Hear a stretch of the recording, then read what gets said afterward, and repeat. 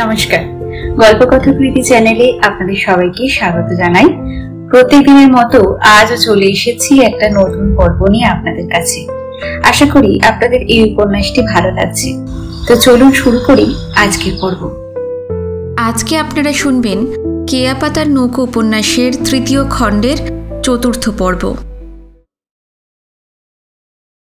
জামা কাপড় বিছানাপত্র সবই খোয়া গেছে। হরিন্দু একখানা সুজনি পেতে দিয়েছিল, তাই তারা বসতে পেরেছে। কিন্তু সামনে লম্বা পাড়ি, ঠান্ডাটা প্রতিদিন বেড়ে চলেছে। সূর্য ডোবার আগেই কুয়াশায় চড়াচড় ঢেকে যায়। সীমান্তের ওপারে পৌঁছবার জন্য আকণ্ঠ উদ্বেগ তো রয়েছেই, শীতের সঙ্গেও জোঝাজুঝিটা কম নয়। দুপুরে খাওয়া দাওয়া চুকিয়ে কাপড়ের দোকান থেকে দুখানা মোটা সুতির চাদর কিনে এনেছিল বিনু। তারই একটা গায়ে জড়িয়ে শুয়ে আছে ঝিনুক। এখন বিকেল, সূর্য আকাশের গা বেয়ে পশ্চিমে অনেকখানি ঢলে পড়েছে। গাঢ় হয়ে ছায়া নামছে চারিদিকে। রূপোর মিহি রেণুর মতন দিগন্তে কুয়াশা জমছে।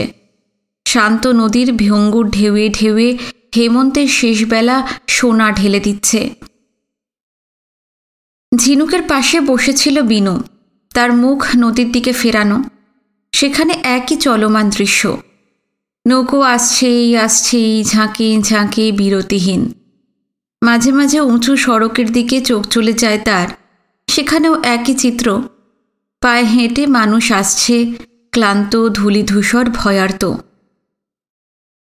বেশিরভাগই আসছে নিজের নিজের ছেলে মেয়ে বউ নিয়ে, আলাদা আলাদা ছন্ন ছাড়া।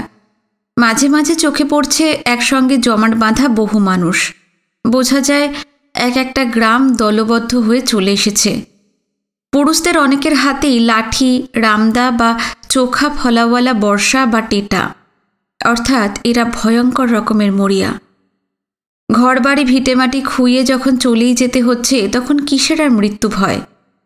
হামলা হলে তারা ছাড়বে না, পাল্টা মার দেবে। যারা শক্ত সামর্থ্য, মেয়ে কি পুরুষ, তাদের সবারই কাঁধে মাথায় বাক্স প্যাটরা। সকাল থেকেই একই দৃশ্য দেখে আসছে বিনু। হঠাৎ নজরে পড়ল অনেকে থুরথুরে বুড়ো বুড়ি বা অথর্ব পঙ্গুদের পিঠে চাপিয়ে নিয়ে আসছে। নিশ্চয়ই এই বুড়ো বুড়িরা তাদের মা বাপ, ঠাকুমা ঠাকুরদা কিংবা প্রিয় কোনো পরিজন। এদের আর কোথায় ফেলে রেখে যাবে? অনন্ত প্রতীক্ষা ছাড়া কী বা করার আছে? পরশু সন্ধেবেলায় হেমনাথের বাড়ির পুকুরঘাট থেকে রাজেকের নৌকায় ওঠার পর অনিবার্য মৃত্যু যে কতবার সামনে এসে দাঁড়িয়েছে তার লেখাজোখা নেই। আতঙ্কে স্নায়ুমণ্ডলী সারাক্ষণ ছিঁড়ে পড়ছে। প্রচণ্ড চাপ সামাল দেবার পর যা হয়, এখন শুধুই অবসাদ। শারীরিক বা মানসিক অনুভূতিগুলো কেমন যেন অসাড় লাগছে। হয়তো অনেকটা অন্যমনস্ক হয়ে পড়েছিল বিনু। হঠাৎ চারপাশ থেকে তুমুল শোরগোল উঠল। স্টিমার আসতে আসে, স্টিমার আসতে আসে, লৌড়াও লৌড়াও, বইসা থাকলে আর জায়গা পামু না। সচকিত বিনু দেখতে পেল অনেক দূরে আকাশ যেখানে পিঠ ঝুঁকিয়ে নদীতে নেমে গেছে, একটা জলযানের চেহারা ফুটে উঠেছে। উঁচু চোঙা দেখে অনুমান করা যায় ওটা সত্যি স্টিমার। প্রথমে ছিল হাত চারেক লম্বা কালচে একটা রেখা। ক্রমশ স্টিমারটা স্পষ্ট হতে লাগল। প্রকাণ্ড জলপোকার মতন জলযানটা ঢেউ কেটে কেটে তার পাশের দিকে এগিয়ে যাচ্ছে। সেটার চোঙা দিয়ে গলগল করে কালো ধোঁয়ার কুণ্ডলি বেরিয়ে হেমন্তের বাতাসে মিশে যাচ্ছে। এদিকে স্টিমার ঘাটে সুবিশাল চত্বর জুড়ে হুলুস্থুলু বেঁধে গেছে। চেঁচামেচি, হুড়োহুড়ি, ধাক্কাধাক্কি, কুৎসিত গালিগালাজের আদান প্রদান। সবাই আগে গিয়ে স্টিমারে জায়গা দখল করতে চায়। এই হননপুরি থেকে যত তাড়াতাড়ি পালানো যায় ততই ভালো। বিনুর চারপাশে যারা বসেছিল তাদের মধ্যে প্রচণ্ড চাঞ্চল্য দেখা দিয়েছে। হরিন্দ মালপত্র গোছগাছ করতে করতে তাড়া লাগায়, ওইটা পড়েন ছোটবাবু, তাড়াতাড়ি করেন। ওই ধার থেকে চেঁচিয়ে চেঁচিয়ে নাসের আলী বিনুকে বলতে থাকেন, আর বইসা থাইকেন না, জেটির দিকে আউগাইয়া যাইতে হইব। হরিন্দ বা নাসের আলীর তাড়া দেবার কারণটা বুঝতে পারে বিনু, কিন্তু তাদের সঙ্গে দুটো সুতির চাদর ছাড়া আর কোনো রকম লটবহর নেই। চাদর দুটো দ্রুত ভাঁজ করে ঝিনুককে নিয়ে সে উঠে পড়ে। হরিন্দুরাও তাদের বোঁচকা বুঁচকি বাক্স বিছানা মাথায় তুলে নিয়েছে। নাসের আলী যে জোয়ান ছেলেদের পাহারাদার নিয়ে এসেছিলেন, দুপুরে খাইয়ে তাদের গ্রামে ফেরত পাঠিয়ে দিয়েছেন, হয়তো ভাবেননি স্টিমার এত তাড়াতাড়ি এসে পড়বে। তিনি নিজে যতটা পেরেছেন রামরতনদের মালপত্র হাতে এবং কাঁধে চাপিয়েছেন, বাকিগুলো নিয়েছেন রামরতনের মেয়েরা। শুধু তারাই নয়, চারপাশে সবাই যে যার লটবহর মাথায় চাপিয়ে বা হাতে ঝুলিয়ে জেটি ঘাটের দিকে দৌড়বার চেষ্টা করছে। সেই দৌড়ের ভিতর ঢুকে গেল বিনুরা। কিন্তু সামনের দিকে মানুষের নীরের দেওয়াল, ঠাস বুনোট ভিড় ঠেলে এগোয় কার সাধ্য। ওদিকে স্টিমারটা কোনোকুনি নদী পেরিয়ে জেটিঘাটের কাছাকাছি চলে এসেছিল। সেটার বিরাট বিরাট চাকার ঘা লেগে জল তোলপাড় হয়ে যাচ্ছে। এক ঝাঁক শঙ্খচিল তককে তককে ছিল, কোত্থেকে বেরিয়ে এসে এখন জাহাজের মোটা গোলাকার চোঙাটার চারপাশে চক্কর দিতে শুরু করেছে। সামনে অগুন্তি মানুষ, পিছনেও তাই। দুদিকের চাপে মাঝখানের লোকজনের দম বন্ধ হয়ে আসছিল, বিশেষ করে ঝিনুকের। বিনু সবটুকু শক্তি দিয়ে প্রাণপণে তাকে আগলে রাখতে চাইছে, কিন্তু পেরে উঠছে না। মনে হচ্ছে তার হাত পা ঘাড় মাথা ছিঁড়ে পড়বে। ওদিকে গলার শির ফুলে উঠছে ঝিনুকের, দু চোখ ঠিকরে বেরিয়ে আসছে। ঝিনুক গোঙানির মতো আওয়াজ করে বলল, পারছি না, আমার বুক ফেটে যাচ্ছে, ভিড় থেকে বাইরে নিয়ে যাও। একটু কষ্ট করো ঝিনুক, একটু কষ্ট করো। হরিন্দ বলল, অহন বাইর হইয়া গেলে স্টিমারে ওঠন যাইব না, বউঠায়েন। নাসের আলীও তাই বললেন। ঝিনুক জোরে মাথা ঝাঁকাতে ঝাঁকাতে বলল, আমি আর পাচ্ছি না, আমি আর পাচ্ছি না। তাকে এই মুহূর্তে বাইরে বার করে নিয়ে যাওয়া কোনোভাবেই সম্ভব নয়, কেননা শুধু সামনে আর পেছনেই নয়, দুপাশেও অসংখ্য মানুষ। বিনু বলল, এই স্টিমারটা ধরতে না পারলে এখানেই পড়ে থাকতে হবে ঝিনুক, আবার কবে স্টিমার আসবে তার ঠিক নেই। ঝিনুককে নিজের গায়ের সঙ্গে লেপ্টে দু হাতে জড়িয়ে রেখে চারদিকের ধাক্কা সামলাতে থাকে সে। ঝিনুক আর কিছু বলে না। তার নির্জীব রোগা শরীর নেতিয়ে পড়েছে, ঘাড় ভেঙে মাথাটা বিনুর বুকের ওপর যেন ঝুলছে। গম্ভীর ভোঁ বাজিয়ে ওদিকে স্টিমারটা জেটির গায়ে এসে ভিড়েছে। নোয়াখালী কি সিলেট জেলার খালাসিরা স্টিমার থেকে মোটা মোটা লোহার শেকল জেটির দিকে ছুঁড়ে দিল। জেটিঘাটে আর একদল খালাসি তৈরিই ছিল। তারা শেকলগুলো লুফে মোটা মোটা লোহার থামে বেঁধে ফেলল। বিনু জানে স্টিমারটা নারায়ণগঞ্জ থেকে আসছে। জলযানটাতে ঠাসা ভিড়, অর্থাৎ নারায়ণগঞ্জ থেকেই মানুষ তুলতে তুলতে সেটা এখানে এসে পৌঁছেছে। স্টিমারটা তেতলা, নিচের ডেক থেকে ওপর পর্যন্ত সর্বত্রই ছন্নছাড়া উদ্বাস্তুরা দলা পাকিয়ে রয়েছে। কোথাও একটা কুটো ফেলার মতো ফাঁক আছে বলে মনে হয় না। এধারে তারপাশা স্টিমার ঘাটে হাজার কয়েক লোক ওঠার জন্য সমানে ধস্তাধস্তি করছে। পোক্ত শেকল দিয়ে বাঁধার পর খালাসিরা গ্যাংওয়েতে পেতে জেটির সঙ্গে স্টিমারটাকে জুড়ে দিয়েছিল। সঙ্গে সঙ্গে হুড়মুড় করে গ্যাংওয়ের সরু পথ ধরে পাড়ের লোকজন স্টিমারে ঢুকে পড়তে থাকে। স্টিমার কানায় কানায় বোঝাই ছিল, তারপরও কি প্রক্রিয়ায় যে আরও 200-250 মানুষ ঠেসে ঠুসে ঢুকে পড়ল, নিজের চোখে দেখেও বিশ্বাস হচ্ছিল না বিনুর। হুড়োহুড়ির কারণে জমাট বাঁধা ভিড়টা একদিক থেকে একটু আলগা হয়েছিল। সেই ফাঁক দিয়েই জেটির কাছাকাছি চলে এসেছে বিনুরা, কিন্তু স্টিমার পর্যন্ত পৌঁছানো গেল না। তার আগেই গ্যাংওয়ে তুলে ফেলেছে খালাসিরা। জেটির মোটা লোহার থামগুলো থেকে শেকল খুলে দিয়েছে। তবু মরিয়া হয়ে অনেকেই স্টিমারে ঝাঁপিয়ে পড়তে চাইছিল। খালাসিরা দাঁত মুখ খিঁচিয়ে তাদের বাপান্ত করতে করতে চেঁচাচ্ছে, পঙ্গির পুতেরা গাঙ্গের পানিতে পইরা মরতে চাও? জানের মায়া নাই? যা শালারা, জেটির ভিতরে শান্ত গিয়া। ঠেলে ধাক্কা মেরে জলের কিনারা থেকে খালাসিরা উদ্ভ্রান্ত মানুষগুলোকে জেটির মাঝখানে ঢুকিয়ে দেয়। সন্ধে নেমে গিয়েছিল বেশ খানিকক্ষণ আগে। জেটি ঘাটে অসংখ্য আলো জ্বলে উঠেছে। গোয়ালন্দগামী স্টিমারটার একতলা থেকে তেতলা পর্যন্ত শুধু আলো আর আলো। আকাশ পাতাল কাঁপিয়ে বিকট শব্দ করে একসময় স্টিমারের ইঞ্জিন চালু হলো। বিরাট বিরাট চাকাগুলো পাহাড় প্রমাণ ঢেউ তুলে দুরন্ত বেগেই ঘুরতে শুরু করেছে। নদী তীরের বাঁধন ছিন্ন করে স্টিমারটা গরু গম্ভীর ভোঁ দিতে দিতে ক্রমশ দূরে সরে যেতে লাগলো। এদিকে সমস্ত জেটিঘাট জুড়ে কান্নার রোল উঠেছে। যারা স্টিমারে উঠতে পারেনি প্রবল হতাশায় তারা ভেঙে পড়েছে। কেউ কাঁদছে চাপা গলায়, কেউ হাউ হাউ করে। তাদের হয়তো ধারণা গোয়ালন্দের এটাই শেষ স্টিমার। সীমান্ত পেরিয়ে ইন্ডিয়ায় বুঝি আর যাওয়া হলো না। বিনু আগেই বুঝে গিয়েছিল আজকে স্টিমারে তাদের পক্ষে ওঠা কোনোভাবেই সম্ভব নয়। জেটির মুখ পর্যন্ত চলে আসতে পেরেছে, আশা করা যায় এরপর যে স্টিমার আসবে সেটাই হয়তো জায়গা পেয়ে যাবে। আর তাও যদি না পারে, তার পরের স্টিমারে। এই সময় হরিন্দর গলা কানে এলো, ছোটবাবু, ও ছোটবাবু, এইখানে আসেন, এই যে এইদিকে। বিনুর চোখে পড়ল জেটিঘাটের ভিতরে এক কোণে বউ ছেলে মেয়ে নিয়ে বসে আছে হরিন্দ। চোখাচোখি হতেই সে হাত নাড়তে লাগল। বিনুদের সামনে এখনও 50-60 জনের নিরেট পাঁচিল। সেটা ভেদ করে ঝিনুককে নিয়ে আর এগোনো যাচ্ছে না। কেউ 1 বিঘত জায়গাও ছাড়তে রাজি নয়। জেটির ওধারের গেটের দিকে যতটা এগিয়ে থাকা যাবে, স্টিমার এলে আগে উঠে পড়ার তত বেশি সুযোগ। কিন্তু বিনু আর পেরে উঠছিল না। পা মাথা টলছিল। টের পাচ্ছিল শরীরের অবশিষ্ট শক্তিটুকু ক্ষয়ে আসছে। যত পলকা আর রোগাই হোক, একটি তরুণীর দেহের ভারে তার শির দ্বারা বেঁকে দুমড়ে যাচ্ছে। হরিন্দ বিনুদের লক্ষ্য করছিল, লাফ দিয়ে সে উঠে পড়ে। সামনের লোকগুলোকে ঠেলে সরাতে সরাতে চেঁচাতে থাকে, আরে উনাগো আসতে দাও, সরো সরো।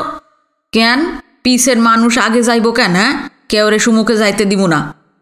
আরে আমরা এক লগে আইসি, গুতাগুতিতে ওনারা পিছাইয়া পড়ছিল, আটকাইও না, পথ সারো। কেন সারুম কেন? পিছাইয়া যখন পড়ছে পিছাইয়াই থাকবো। হরিন্দ আর কিছু বলে না। লোকটার অলৌকিক ক্ষমতা। হাতে পায়ে তার বিদ্যুৎ খেলতে থাকে।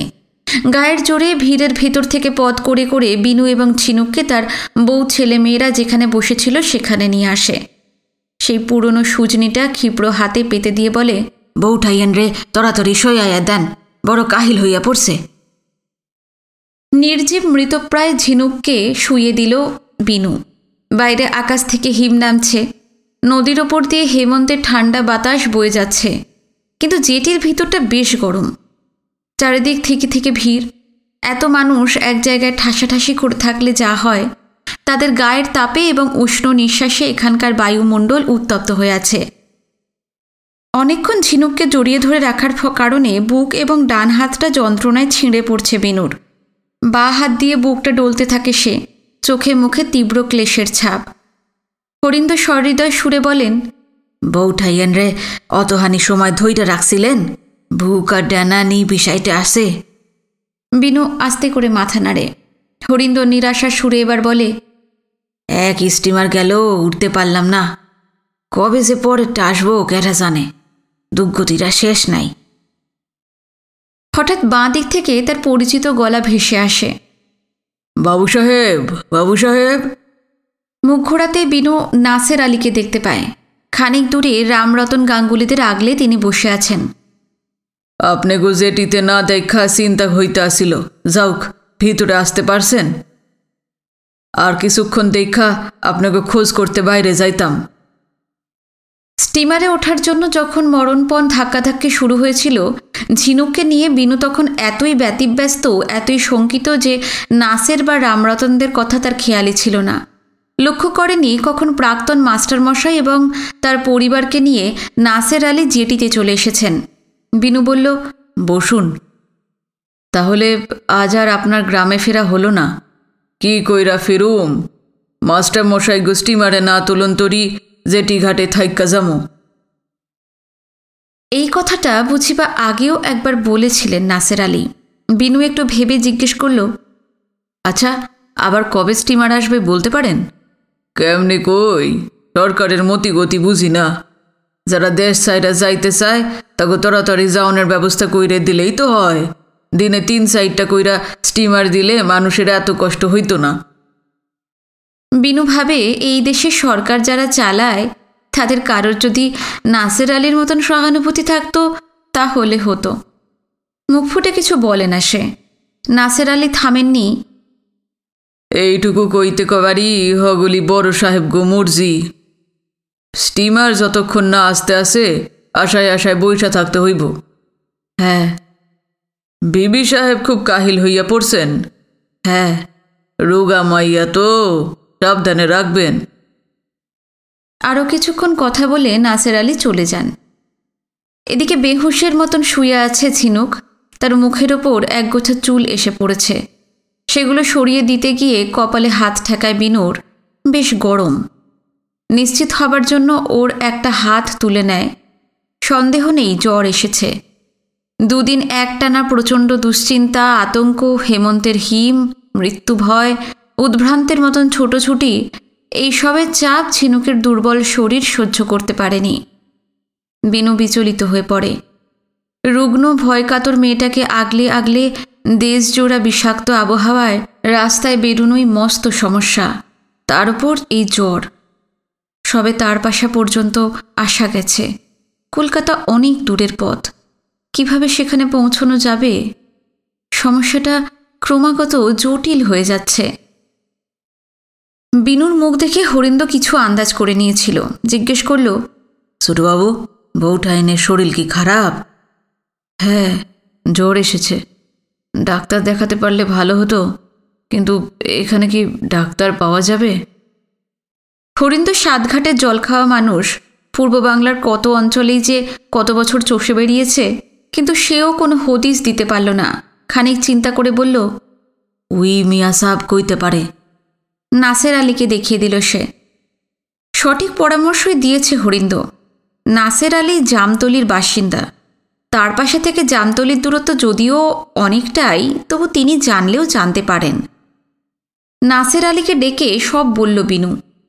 নাসের আলী বললেন, শুনছি এইখানে একজন ডাক্তারের চেম্বার আছে। থরাথরি ওষুধ পড়লে ভালো, নাইলে পথে বিপদে পড়বেন। চলেন দেখি কি করা যায়। দেশভাগের আগে বেশ কয়েকবার হেমনাথের সঙ্গে তার পাশায় এসেছে বিনু। স্টিমার আসার সময় এখানকার গোটা এলাকা জুড়ে চাঞ্চল্য দেখা দিত। সেটা চলে যাবার পর মনে হতো সমস্ত নিঝুম হয়ে গেছে। কিন্তু যেদিন পূর্ব বাংলা পাকিস্তান হলো, তখন থেকেই এই স্টিমার ঘাটের চেহারা আগাগোড়া বদলে গেল। এখন দিন রাত অষ্টপ্রহর থেকে ভিড়। আগে দিনে একবার কি দুবারও স্টিমার আসত। ইদানিং আসাটা অনিয়মিত হয়ে পড়েছে। কদিন পর তার দেখা পাওয়া যাবে বলা মুশকিল। যখনই আসুক কয়েকশো উদ্বাস্তু তুলে নিয়ে গোয়ালন্দ যায়। এদিকে ভিটে মাটি ছেড়ে হাজার হাজার মানুষ আসছে। ভিড় ক্রমাগত বেড়েই চলেছে। এত মানুষ থাকলে যা হয়, দোকান বাজার অনেক রাত পর্যন্ত খোলা থাকে। চারদিকে হেরিকেন, হ্যাজাক এবং ডে লাইটের আলো জ্বলছে। বিনুকে নিয়ে জেটির বাইরে চলে এলেন নাসের আলী। এখানে ডাক্তারখানা আছে কিনা তারও স্পষ্ট ধারণা নেই। অনেক খোঁজাখুঁজি করে একটা ওষুধের দোকান পাওয়া গেল। একজন ডাক্তার সেখানে বসেন, কিন্তু সূর্য ডোবার আগেই সাইকেলে চেপে 5 মাইল দূরে তার গ্রামে ফিরে যান। অগত্যা দোকানদারের কাছ থেকে সাধারণ জ্বরজারি কমানোর কিছু বড়ি কিনল বিনু। ইনফ্লুয়েঞ্জা বা গা ব্যথা করে জ্বরটর হলে ডাক্তাররা এসবই দেন। খুব চেনা ওষুধ। নাসের আলী বললেন, আর এক কাম করেন, কাইল হোক কি পরশু হোক, স্টিমার তো আসবই। পথে খাওয়ানোর লাইগা কিছু শুকনা জিনিস কিনা লন। আগে গোয়ালন্দগামী স্টিমারে ভাত আর মুরগির মাংস পাওয়া যেত। বিনু শুনেছে দেশভাগের পর সেসব বন্ধ হয়ে গেছে। নাসের আলী মানুষটা খুবই দূরদর্শী, সকল দিকে তার নজর। বিনু কিছু চিঁড়ে, মুড়ি, মুছি গুড় আর একফানা মোহনবাসী কলা কিনল। নাসের আলী ও রামরতনদের জন্য চিঁড়ে টিড়ে কিনে নিলেন। জেটিতে ফিরে ঝিনুকের ঘুম ভাঙিয়ে একটা বড়ি খাইয়ে দেওয়া হলো, কিন্তু চিঁড়ে টিড়ে কিছুই সে খেল না। ওষুধ খেয়ে ফের শুয়ে পড়েছিল ঝিনুক। সঙ্গে সঙ্গে ঘুম। বিনুরও খেতে ইচ্ছা করছিল না। সে চুপচাপ ঝিনুকের শিয়রের কাছে বসেছিল। রাত বাড়ছিল। স্টিমার ঘাটের কলরোল ক্রমশ ঝিমিয়ে আসে। স্টিমারের জন্য অপেক্ষা করতে করতে আরও একটা রাত কেটে যাবে বিনুদের। পরদিন সকালে যা ঘটল তা প্রায় অভাবনীয়, অবিশ্বাস্য বলা যায়। সবে রোদ উঠেছে। কাল বিকেল থেকে সমস্ত চরাচরের উপর পুরু হয়ে যে কুয়াশা জমেছিল তা দ্রুত বিলীন হয়ে যাচ্ছে। খানিক বাদে তার চিহ্নটুকুও থাকবে না।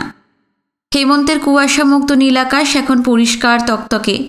নদীর অগুন্তি পলকা ঢেউয়ের মাথায় রোদ সোনার কলস উপুর করে দিয়েছে। আকাশের নীল ছুঁয়ে ছুঁয়ে উঠছে শঙ্খচিল। সারা রাত তারা কোথায় থাকে কে জানে। জলবাংলার যেখানেই যাওয়া যাক, ভোরের আলো ফুটতে না ফুটতে ওরা ঝাঁকে ঝাঁকে বেরিয়ে পড়ে। ঠিক এই সময় দেখা গেল দূর দিগন্ত পেরিয়ে স্টিমার আসছে। জেটিঘাটে বা বাইরে যারা দলা পাকিয়ে পড়েছিল এখনও তাদের অনেকেরই ঘুম ভাঙেনি। যারা জেগে গিয়েছিল তাদের চোখেও রয়েছে ঢুলুনি। হঠাৎ কারা যেন চেঁচিয়ে উঠল, স্টিমার আসে, স্টিমার আসে। কালকের মতোই স্টিমার ঘাটে তীব্র ঝাঁকানি লাগে। যারা ঘুমোচ্ছিল ধর্মর করে উঠে বসল। যারা ঢুলছিল তাদের চটকা ভেঙে যায়। সবার শরীরে তড়িৎ প্রবাহ খেলতে থাকে। কালকের মতোই ঠেলাঠেলি ধাক্কাধাক্কি শুরু হয়ে যায়। স্টিমারে ওঠার জন্য মরণপণ প্রতিযোগিতা। জেটিঘাটার ভিতরেও তুমুল শোরগোল চলছে। সকলেই নদীর দিকের গেটে পৌঁছতে চায়। দেখতে দেখতে কালো ধোঁয়া ছিঁড়ে গম্ভীর ভো বাজিয়ে স্টিমার জেটিঘাটে এসে ভিড়ল। কাল যেটা গোয়ালন্দে গিয়েছিল এটা সেই স্টিমার নয়। সেটার পক্ষে রাতারাতি গোয়ালন্দের লোক নামিয়ে নারায়ণগঞ্জে ফিরে গিয়ে আবার তার পাশে আসা অসম্ভব। সরকারের সুবুদ্ধির উদয় হয়েছে তাহলে। তারা হয়তো ভেবেছে যারা দেশ ছেড়ে চলে যাচ্ছে তাদের কষ্টটা যাতে লাঘব হয় সেজন্য গোয়ালন্দ রুটে বেশি করে স্টিমার চালানো উচিত। কাল বিনুরা যে যার মতন আলাদা আলাদা স্টিমারে ওঠার চেষ্টা করেছিল। আজ নাসের আলী পুরো দায়িত্বটা নিজের হাতে তুলে নিলেন। বিনুকে বললেন, আসেন আমার লগে। রামরতন এবং বিনুদের নিয়ে এগোতে লাগলেন নাসের আলী। হরিন্দরও তাদের গায়ে লেপ্টে রয়েছে। সামনে চাপ বাঁধা মানুষ। গলা চড়িয়ে কর্তৃত্বের সুরে নাসের আলী বললেন, এই পদ দাও, দেখো না আমার লগে বুড়া মানুষ রুগী মানুষরা রয়েছে। একজন মাঝবয়সী ব্যক্তিত্ব সম্পন্ন মুসলমানকে দেখে কেউ আর বাধা দিতে বা হইচই করতে সাহস পেল না। সামনের ভিড়টা ভয়ে ভয়ে পথ করে দেয়। গ্যাংওয়ে পেতে দেওয়া হয়েছিল। নাসের আলী সঙ্গীদের নিয়ে স্টিমারে চলে এলেন। কালকে স্টিমারটার মতোই এটাও কানায় কানায় ঠাসা। একতলায় পা ফেলার জায়গা নেই। নাসের আলী বললেন, এইখানে হইব না, উপরে চলেন। দোতলার দিকেও যথেষ্ট ভিড়। তবু সামান্য কিছু ফাঁক ফোঁকর বার করে রামরতনদের সঙ্গে বিনু এবং হরিন্দদেরও বসিয়ে দিলেন নাসের আলী। অবাক বিস্ময়ে লোকটাকে দেখছিল বিনু। নাসের আলী প্রায় অসাধ্য সাধন করেছেন। তিনি না থাকলে আজও স্টিমারে ওঠা যেত না। নাসের আলী রামরতনকে বলছিলেন, স্টিমার এইখানে বেশিক্ষণ খাড়াইব না, 20-25 মিনিটের মধ্যেই সাইরা দিব, সাবধানে যাইয়েন। বিনুকে দেখিয়ে বললেন, বাবু সাহেব আছেন, যা দরকার ওনারে কইয়েন। কলকাতায় গিয়া পৌষ সংবাদটা দিয়েন, খুব চিন্তায় থাকুম। রামরতন বললেন, দিমু, তবে ওই পারের সিটি এইখানে আসবো কি না জানি না। একটু চুপ করে থেকে ভাঙা ভাঙা ঝাপসা গলায় বলতে লাগলেন, তুই যা করলি নিজের পোলাও তা করে না রে। এই কথা কইয়েন না স্যার, এইটা আমার কর্তব্য। কর্তব্য তো অনেকেই করে, পালন করে কয়জন? একটু নীরবতা। তারপর রামরতন বললেন, দেশের লগে সম্পর্ক তো সুইক্কা গেল। এই জীবনে তোকে লগে আর দেখা হইব না রে, দেখা হইব না। নাসের আলী কিছু বলতে চেষ্টা করলেন কিন্তু পারলেন না। তার গলার কাছে কি যেন ক্রমাগত ডেলা পাকিয়ে যাচ্ছে। ঢোক গিলে গিলে প্রবল আবেগকে তিনি সামলাতে চেষ্টা করছেন। রামরতন বললেন, জমি জমা বাড়ি ঘরের দলিলপত্র তোর কাছেই রইল, যত তাড়াতাড়ি পারোস বেতনের ব্যবস্থা করিস। খালি হাতে দেশ ছাড়তে আসি, অর্থ বল একটা বড় শক্তি রে। টাকা থাকলে মনে জোর বাড়ে। নাসের আলী তার কণ্ঠস্বর ফিরে পেলেন, ধরা গলায় বললেন, ঠিকই কইছেন স্যার, তবে এখনই কিছু করতে গেলে হিতে বিপরীত হইয়া যাইব। সংক্ষেপে বুঝিয়ে দিলেন মানুষ ক্ষিপ্ত হয়ে আছে। পূর্ব পাকিস্তানের সর্বত্র তুমুল উত্তেজনা। রামরতনদের জমিজমা বিক্রি করতে গেলে নাসের আলী এখন বিপদে পড়বেন। পরিস্থিতি একটু শান্ত হোক, মানুষের মাথায় যে খ্যাপামি ভর করে আছে সেটা কাটুক, তারপর ধীরে সুস্থে সুযোগ বুঝে ঠিকই বন্দোবস্ত করা যাবে। নাসের আলীর কথায় আরও জানা যায়, প্রায় 30 কানির মতন দোফসলা উত্তম জমি রামরতনদের। তাছাড়া 25 বন্দের 5খানা ঘরওয়ালা বাড়ি, পুকুর, গোটা 30 ফলন্ত নারকেল গাছ, সুপারি বাগিচা, আম, জাম, বাতাবি, কাউ আর ডৌয়া ফলের বাগান। রামরতনদের বাড়িঘরের দিকে অনেকেরই নজর, কেনার জন্য তারা মুখিয়ে আছে। কিন্তু বেশ কিছু লোকের ধারণা উদ্বাস্তুদের সম্পত্তি কেনার দরকার নেই, এমনি দখল করে নেওয়া যাবে। কেউ যদি নগদ টাকা বার করে কিনতে যায় তাকে ঝামেলায় পড়তে হবে। এখন বুদ্ধিমানের কাজ হলো অপেক্ষা করে থাকা এবং সময় সুযোগ এলে কাজে লাগানো। রামরতন উদ্বিগ্ন মুখে বললেন, বাড়ি জমিন বেদখল হইয়া যাইব না তো রে। যতদিন বাইচে আছি আপনার এক টুকরো জমিনও কেউ কায়রা লইতে পারবে না।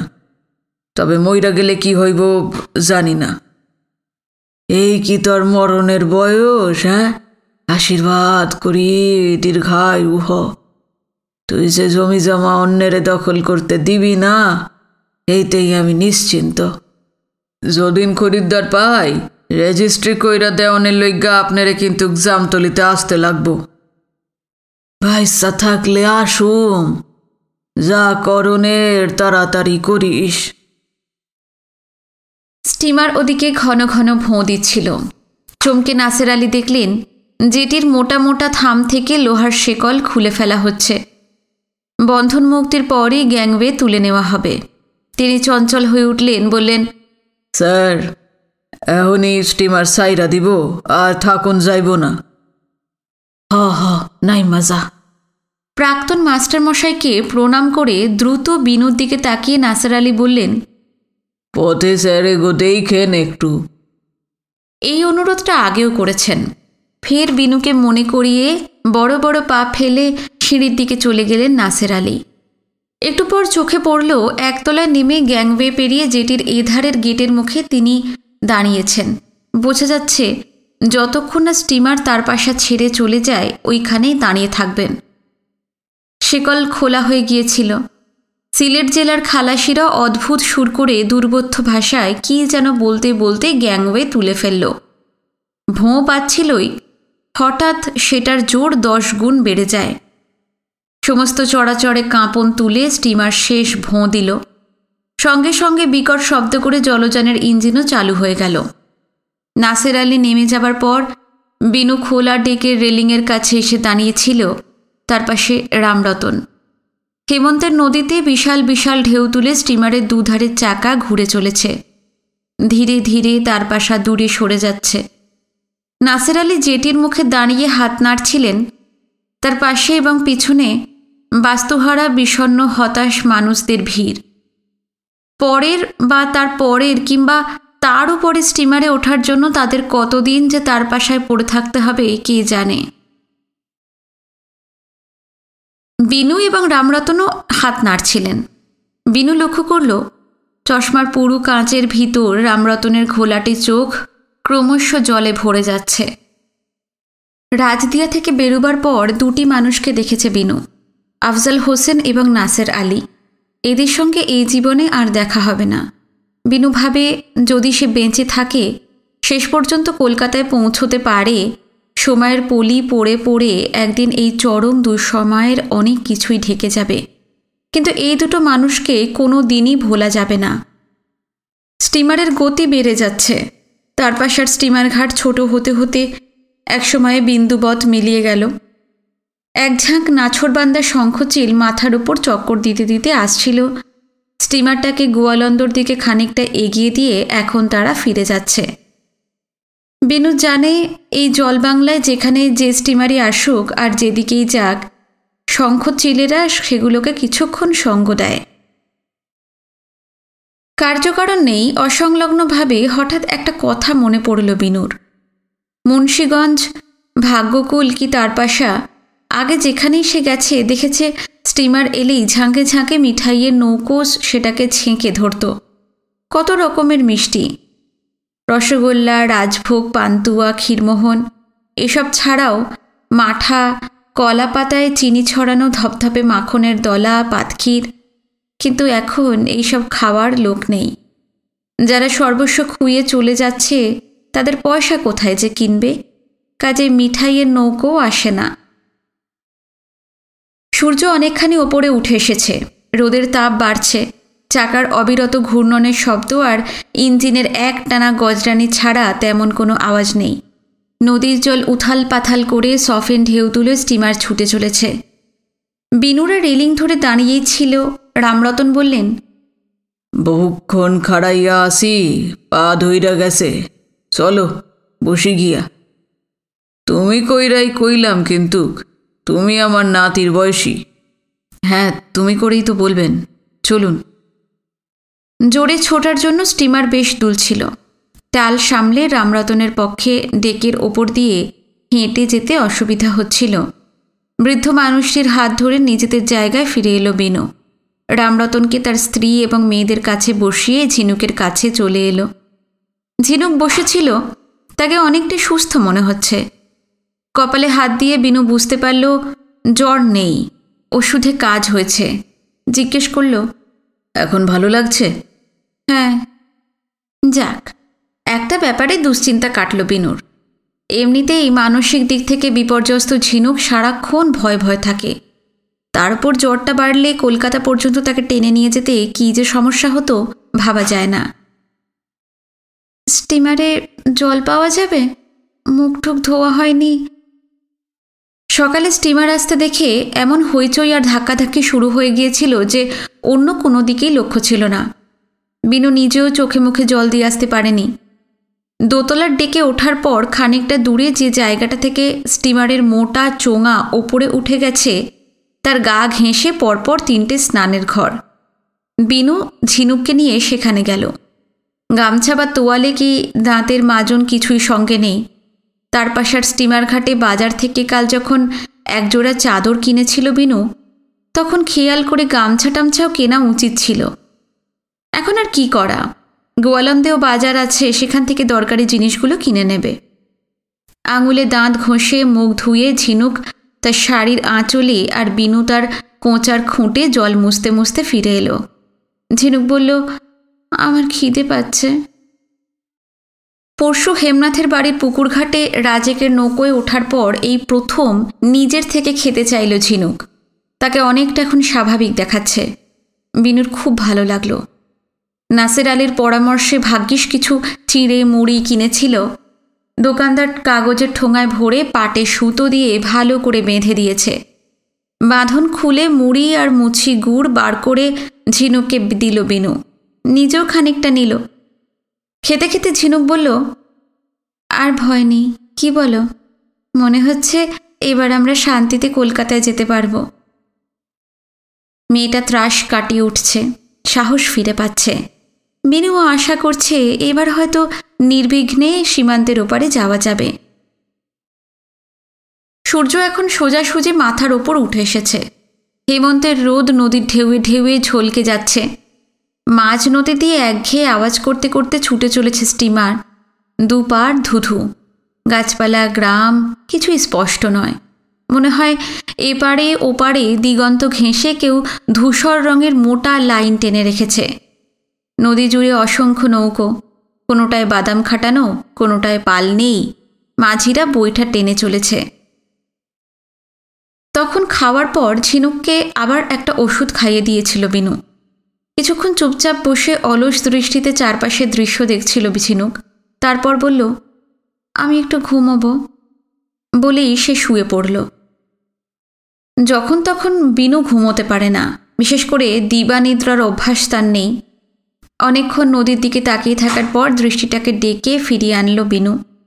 থোকায় থোকায় 4, 5, 6 বা 7 জনের একটা পরিবার গা ঘেঁষাঘেঁষি করে রয়েছে। সকলের সঙ্গে কম বেশি লটবহর, বোঁচকা বুচকি, টিনের বাক্স এসব তো আছেই।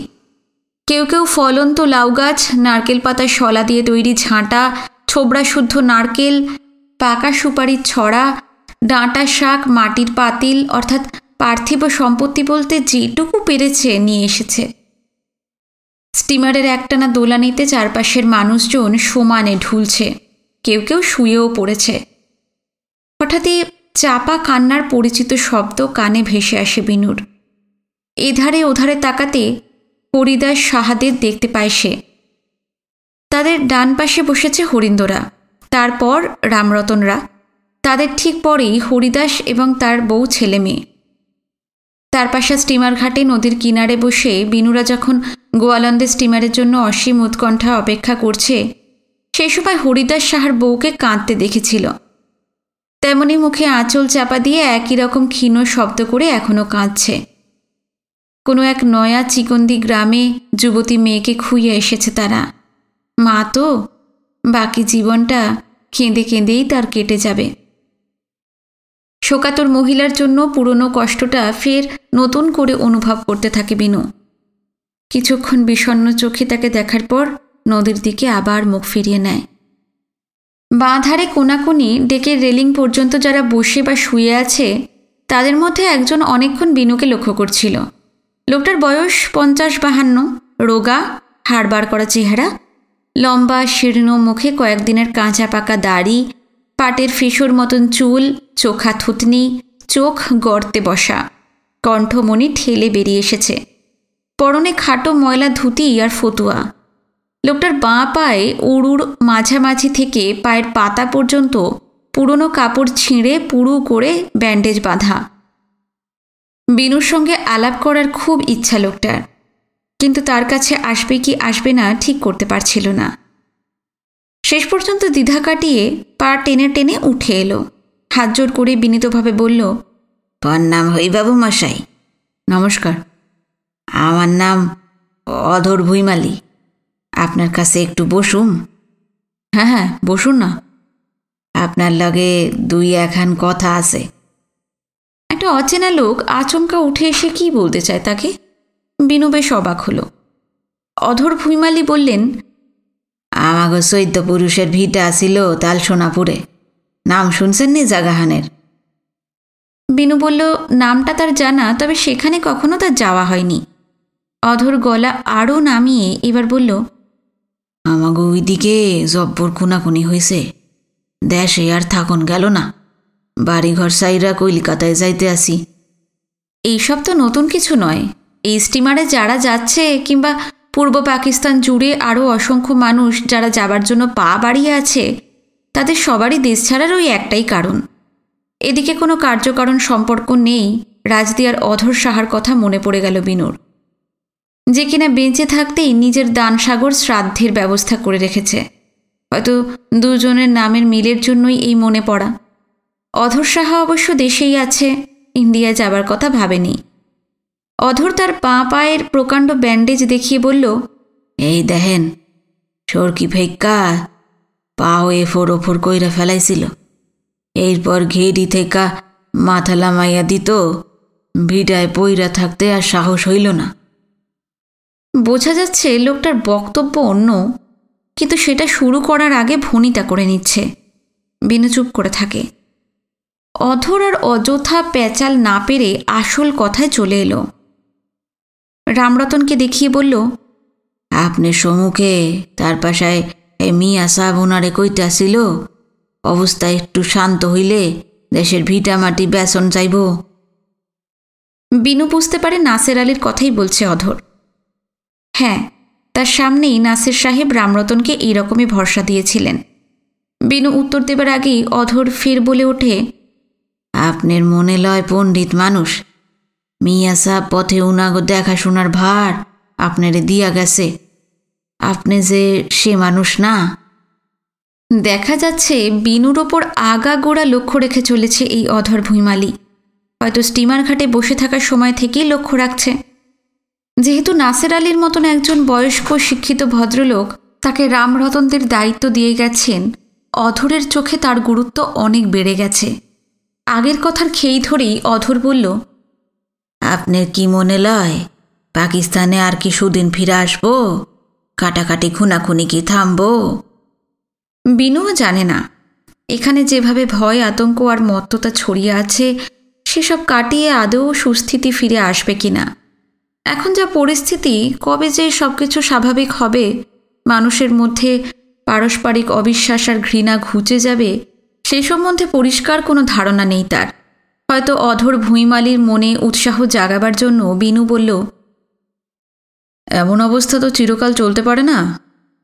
বলেছে ঠিকই, কিন্তু নিজের কানেই কথাগুলো বেখাপ্পা শোনালো তার। অধরের ভাঙাচোরা মুখ আলো হয়ে ওঠে। কেউ তার আশাকে জিয়ে রাখুক এটাই খুব সম্ভব সে চায়। বলল, ঠিক কইছেন বাবু মশাই, ইন্ডিয়ায় গিয়েও বর্ডারের এই পারে তাকাইয়া থাকুম। যতদিন শ্বাস ততদিন আস। বাপ ঠাউদার জমি জেরত হগলি তো দেশে পইরা রইল। দিনকাল ভালো হলে বাড়ি জমি বেচতে আসবেন। রেজিস্ট্রির সময় দলিলপত্র কিন্তু লাগবে। হ্যাঁ তো জানি। উনি ওদের দলিল টলিল নাসের সাহেবের কাছেই রেখে যাচ্ছেন। আপনি নিশ্চয়ই বিশ্বাসী কারোর হাতেই দিয়ে এসেছেন। দলিলগুলার তো পাকা ব্যবস্থা করছি, হারাইব না, নষ্ট হইব না। অধর ভুঁইমালি লেখাপড়া জানে বলে তো মনে হয় না। নিরক্ষরই হবে, তবে বেশ চালাক চতুর মানুষ। তার বিষয় বুদ্ধিও প্রখর। বিনু আর কোনো প্রশ্ন করল না। অধর বলল, বাবু মশাই, গোয়ালন্দে গিয়া একলগে রেলগাড়িতে চাইপা কলকাতায় জামুকিলাম। রামরতন হরিন্দদের মতন এই লোকটাও কলকাতা পর্যন্ত তার গায়ের সঙ্গে জুড়ে থাকবে, কিন্তু কি আর করা যাবে। বিনু বলল, ঠিক আছে, যাবেন। এই প্রথম কলকাতায় যাইতে আসি। শুনছি জব্বর শহর, কোনহানে আগা কোনহানে শেষ দিশা পাওন যায় না। আপনার লাখানে একজন বিদ্বান মানুষ লগে থাকলে ভরসা পাওন যায়। আচ্ছা, অহন উঠি, পরে আবার আসুন। অধর ভুঁইমালি চলে গেল। বেলা হেলে গেছে। সূর্যটা গড়াতে গড়াতে পশ্চিম দিকে অনেকখানি নেমে গিয়ে থমকে আছে। রোদে এখনো গলানো গিনির রং।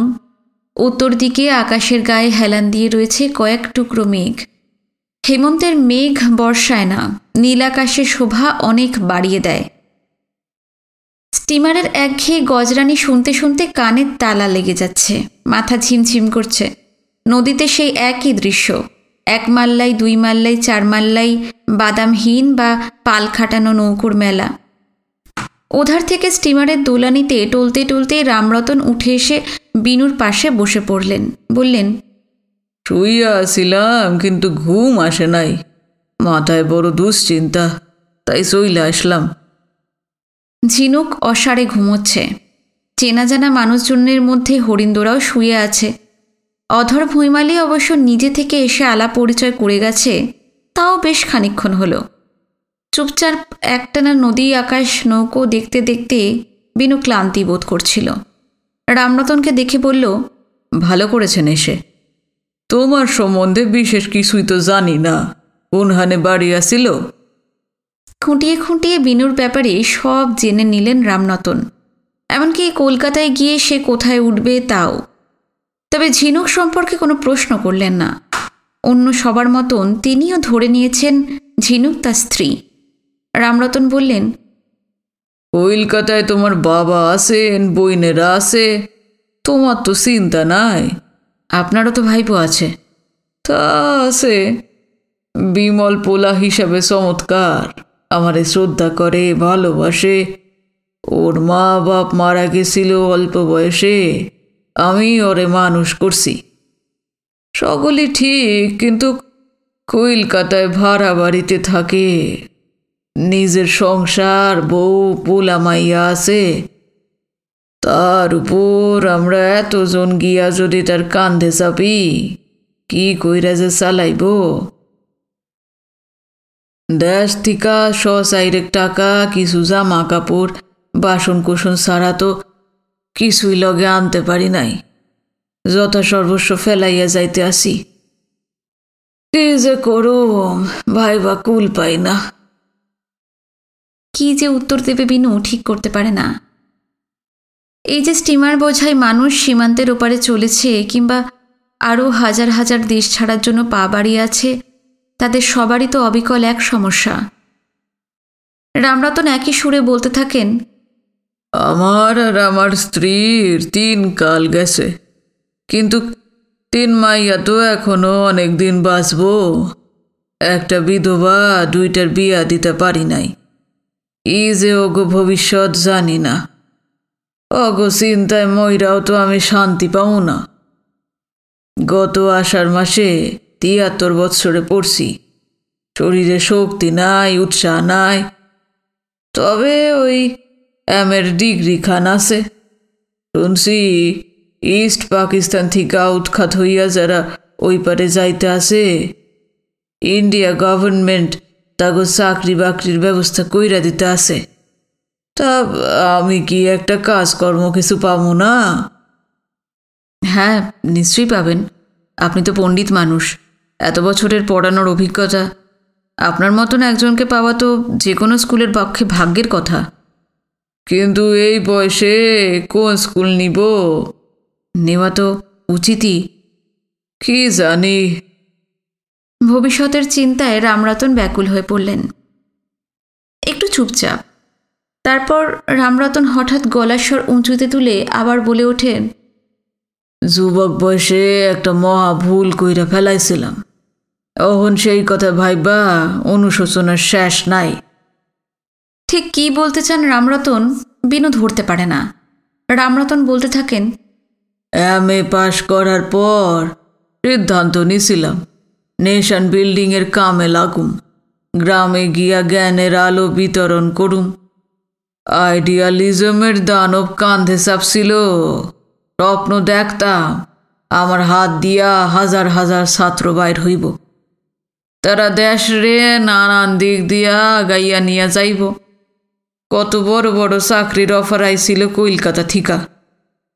তখন যদি চইলা যাইতাম শেষ জীবনে এই দুর্গতি হইত না। তার আক্ষেপের কারণ এবার স্পষ্ট হয়ে ওঠে। কি নেশান বিল্ড করছি একবার ভাবো। জমি জমা ভিটা মাটি সাইরা মাথার উপর 2 আনম্যারিড যুবতী মাইয়া আর এক বিধবা মাইয়া লইয়া চইলে যাইতে হাসি। শিক্ষাপ্রতি হইয়া কি লাভটা হইল?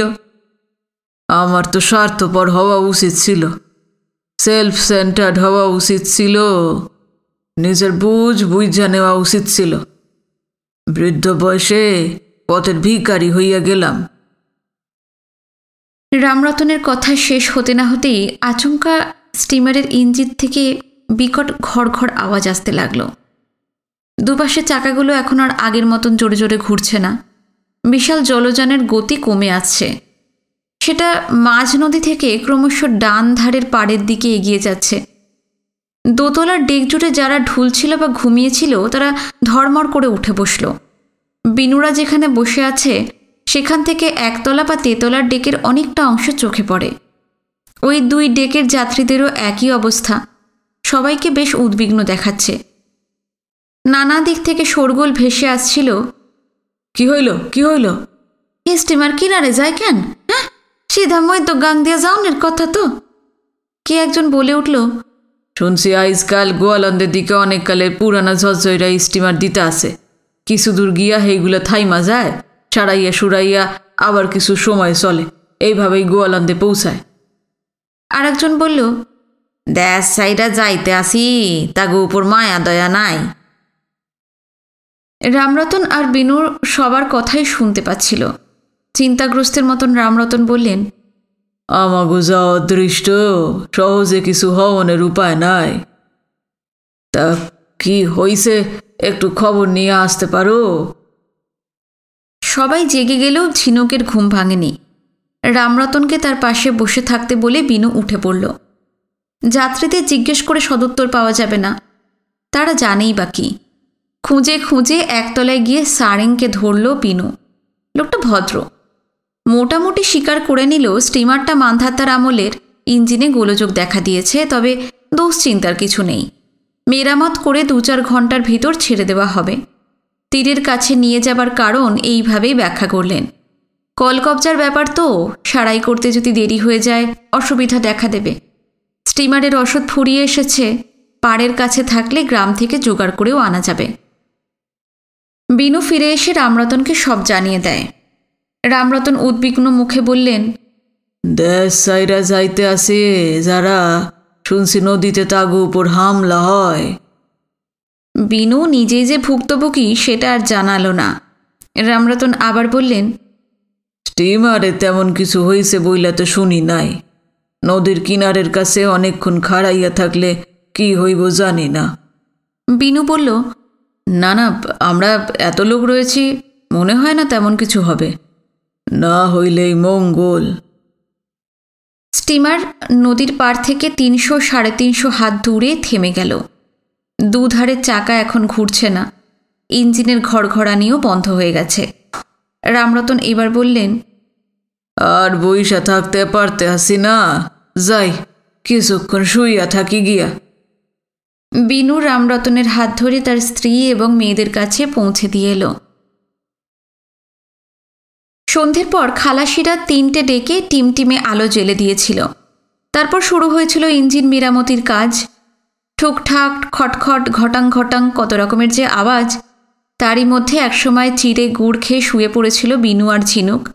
সারা শরীর জুড়ে ক্লান্তি ছড়িয়েছিল, শোবার সঙ্গে সঙ্গেই ঘুমিয়ে পড়েছে বিনু। তারা যখন শোয়ে, স্টিমারের যাত্রীদের অনেকেই জেগে বসেছিল। কার ডাকাডাকিতে হঠাৎ ঘুম ভেঙে গেল। চোখ মেলে বিনু দেখতে পায় সাদা থান পরা কেউ একজন কাছে দাঁড়িয়ে আছে। কে? আমি বাসন্তী। বাবার শরীর খারাপ হইছে, মা আপনারে ডাইকা নিয়ে যাইতে কইল। এবারে চেনা গেল রামরতনের সেই মাঝবয়সী বিধবা মেয়ে। হাতের ভর দিয়ে দ্রুত উঠে পড়ে বিনু। ঝিনুক চাদর মুড়ি দিয়ে ঘুমোচ্ছে। ৩টে ডেকের একজন যাত্রীও জেগে আছে বলে মনে হলো না। স্টিমার জল তোলপাড় করে এখন ছুটে চলেছে। বিনু যখন ঘুমোচ্ছিল সেই সময় ইঞ্জিন সারাই হয়ে কখন যে চলতে শুরু করেছে বিনু টের পায়নি। নদী, আকাশ, দুই তীর কিছুই এখন দেখা যাচ্ছে না। গাঢ় কুয়াশায় এবং অন্ধকারে সব ঢেকে আছে। এখন কত রাত কে জানে। বিনু গিয়ে দেখল, দু হাতে বুক খামচে ধরে রামরতন ছটফট করছেন। তার গলা থেকে ক্ষীণ কাতর শব্দ বেরিয়ে আসছে। তাকে ঘিরে বসে আছে তার স্ত্রী এবং ২ অবিবাহিত তরুণী মেয়ে। কেউ মাথায় হাত বুলিয়ে দিচ্ছে, কেউ হাত পা টিপছে। সবাই ভীষণ দিশেহারা। কিভাবে শুশ্রূষা করলে রামরতনের কষ্ট লাঘব হবে তারা ভেবে পাচ্ছিল না। বিনু জিজ্ঞেস করল, কি হয়েছে ওর? বুঝতে পারতে আসি না বাবা, ঘুমাইয়া আসিল। খানিক্ষণ আগে আতখা চিৎকার কইরা আমাকে ডাইকা তুলল, কইল ভীষণ বেদনা। কয় আর ছটফট করে। হ্যাঁ, আমরা তো ডরাইয়া গেলাম। এত রাতে কি করুম, দিশা করতে না পাইরা বড় মাইয়ারে তোমার কাছে পাঠাইছি। ভালো করেছেন, কিন্তু বিকালেও তো উনি সুস্থ ছিলেন, আমার সঙ্গে অনেকক্ষণ বসে কথা বললেন। তোমার লাগে কথা কইয়া আইসা সন্ধ্যা তরি পই শুইয়া আসিল। এরপর ওইটা খাইয়া আবার শুইল। তখনও তো ভালো আসিল। রামরতনের পাশে বসেই বিনু ডাকতে লাগলো, স্যার, স্যার, কি কষ্ট হচ্ছে? রামরতনের সাড়া পাওয়া গেল না। বেশ কয়েকবার ডাকাডাকি করার পর চোখ আধা আধি মেললেন। রামরতন নিজের বুক থেকে হাত সরাননি, আগের চেয়েও জোরে খামচে ধরেছেন। তার নখ জামার উপর দিয়ে চামড়ার মাংসে গেঁথে যাচ্ছে। গোঙানির মতো শব্দ করে কোনো রকমে বোঝালেন ভীষণ যন্ত্রণা হচ্ছে। রামরতনের স্ত্রী বললেন, যদি ডাক্তার পাওয়া যায় তো। বিনু ঠিক তাই ভাবছিল, কিন্তু যে ছিন্নমূল মানুষের দল সর্বস্ব খুইয়ে দেশ ছেড়ে চলে যাচ্ছে, তাদের জন্য স্টিমারে ডাক্তার থাকবে সেটা নেহাতে দুরাশা। তবু একটা বৃদ্ধ মানুষ চোখের সামনে এত ক্লেশ ভোগ করবেন আর সে চুপচাপ বসে থাকবে তা তো হতে পারে না। বিনু উঠে পড়ল, বলল, দেখি কি করা যায়। সারেং লোকটাকে ভালো লেগেছিল বিনুর, তার সঙ্গে কিন্তু এবার আর দেখা করা গেল না। তিনি ইঞ্জিন ঘরে রয়েছেন। 2 জন খালাসিকে অবশ্য পাওয়া গেল। যা ভাবা গিয়েছিল তাই, খালাসিরা জানায় স্টিমারে ডাক্তার নেই। হতাশ হয়ে বিনু ফিরে আসে। রামরতনের স্ত্রী এবং মেয়েরা উদ্বিগ্ন মুখে বসেছিল। সে তাদের বলল, না, পাওয়া গেল না। অহংতা হইলে কি করা, ওষুধ বিশুধ না পড়লে।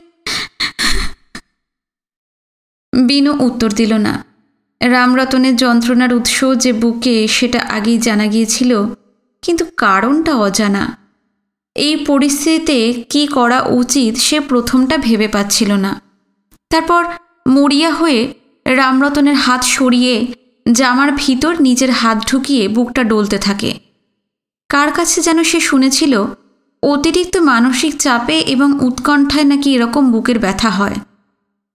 বেশ কিছুক্ষণ ডলার পর রামরতনের ছটফটানি কমে আসে। এখন তিনি অনেকটা শান্ত, কাতরানিও বন্ধ, চোখ বুজে গেছে। বোধহয় ঘুমিয়ে পড়েছেন। মনে হচ্ছে কষ্টের উপশম হয়েছে। বুকে মালিশ করাটা ঠিক হয়েছে কিনা সে সম্বন্ধে যথেষ্ট সংশয় আছে বিনুর। রামরতনের ক্ষতি হলো কিনা বোঝাও যাচ্ছে না। তার বাসায় ঝিনুকের জ্বর হয়েছিল, ডাক্তার পাওয়া যায়নি। তবে ওষুধের দোকানে গিয়ে বলতে সে ওষুধ দিয়েছিল যে তাতে কাজ হয়েছে। যাদের ওষুধের কারবার তাদের প্রচুর অভিজ্ঞতা।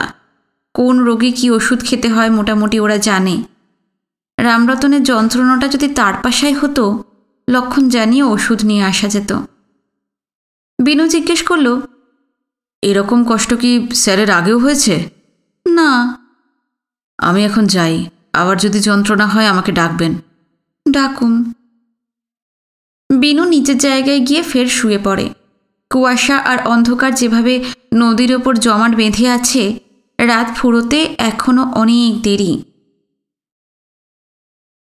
আপনাদের কেমন লাগলো আজকের পর্ব জানাতে কিন্তু ভুলবেন না, কমেন্ট করবেন। যারা নতুন এসেছেন অবশ্যই সাবস্ক্রাইব করে রাখবেন চ্যানেলটি। আজ এই পর্যন্ত, পরবর্তী পর্ব নিয়ে খুব শিগগিরই ফিরে আসছি। নমস্কার, সবাই ভালো থাকবেন, সুস্থ থাকবেন।